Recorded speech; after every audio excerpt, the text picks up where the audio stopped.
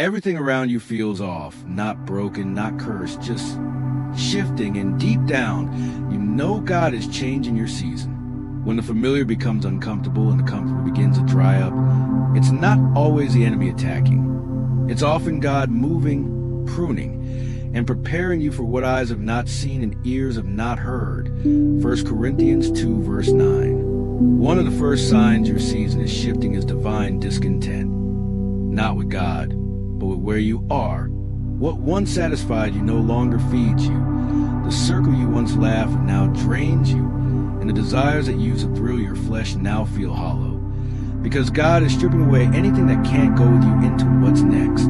This is the wilderness between Egypt and the promised land, and it's supposed to feel uncomfortable, because transition exposes what was never meant to be permanent. Another sign is when isolation suddenly surrounds you, not punishment, but separation, like when Jesus withdrew to solitary places, Luke 5 verse 16, because intimacy with God in private always precedes promotion in public. People fall away without warning, opportunities vanish without explanation, and the silence of God feels deafening. But this silence is sacred, and He's not ignoring you, He's upgrading your sensitivity to His whisper. A third sign is when spiritual warfare intensifies in ways that feel personal, because hell always fights harder when heaven is opening a new door.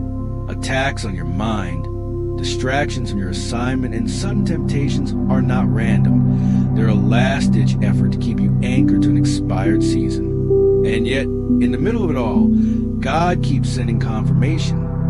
Through a sermon, a stranger, a scripture you didn't plan to read, just enough to remind you you're not crazy, you're called. The fourth sign is a sudden urge to surrender, not out of defeat, but out of revelation that your strength alone can't carry the weight of this new glory. You start to crave prayer more than approval, His presence more than platform, and suddenly your priorities start aligning with heaven's agenda. Romans 8 verse 28 stops being a comforting quote and becomes conviction that even the pain is part of the process. And finally, the most shocking sign, what used to be easy now requires faith.